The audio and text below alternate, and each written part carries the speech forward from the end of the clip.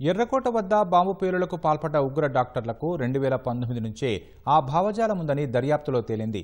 Social మీడియాలో వీరు చురుకుగా ఉండేవారని అది గుర్తించి పాకిస్తాన్లోని ఉగ్ర హ్యాండర్లు వీరిని సంప్రదించారని తేల్చారు. అలా ప్రైవేటు గ్రూపుల్లో ఆ వైద్యులను చేర్చి వారి మెదళ్లలో విషం నింపారని విచారణలో స్పష్టమైంది. మరోవైపు కేసులో అరెస్టైన మత బోధకుడు మౌల్వీ ఇష్తియాక్ ప్రవర్తన ఆసక్తికరంగా మారింది. ఉగ్రవాదులు తనకు ఇవ్వాల్సిన ఆజ్ఞను ఇప్పించానని దర్యాప్తు అధికారులను అతను బతిమాడుకోవడం అవాక్కయ్యేలా చేసింది.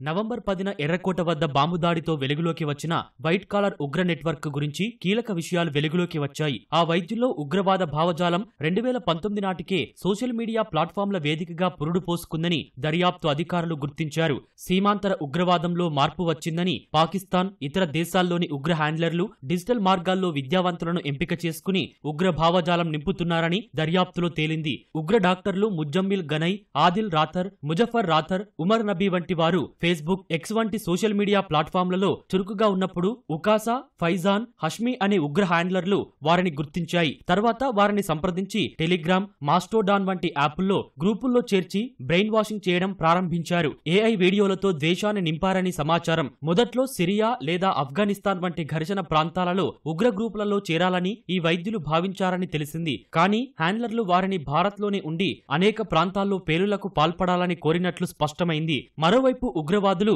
పేలుడు పదార్థాల తయారీని యూట్యూబ్లో చూసి కొంత నేర్చుకున్నారని తెలుస్తోంది. మరోవైపు ఢిల్లీ బాంబు దాడి కేసులో అదుపులోకి తీసుకున్న హర్యానా మతబోధకుడు మౌల్వీ ఇష్తియాక్ ప్రవర్తన ఆసక్తిగా మారింది. అల్ఫలాహ్ యూనివర్సిటీ సమీపంలో ఉన్న మౌల్వీ ఇష్తియాక్ ఇంట్లోనే ఉగ్రవాదులు భారీగా దాచిన పేలుడు పదార్థాలను తొలిసారిగా పోలీసులు గుర్తించారు. మౌల్వీ ఇష్తియాక్ విచారణలో అధికారులకు చెప్పిన విషయాలు ఆసక్తికరంగా మారాయి. గనై, ఉమర్లు మొదట్లో తనను సంప్రదించి ఎరువులను నిల్వ చేసుకునేందుకు గదిని అద్దెకు అడిగారని వివరించారు. నెలకు 2,500 రూపాయలు చెల్లించాలని చెబితే వారు అంగీకరించారని ఇష్తియాక్ వివరించారు.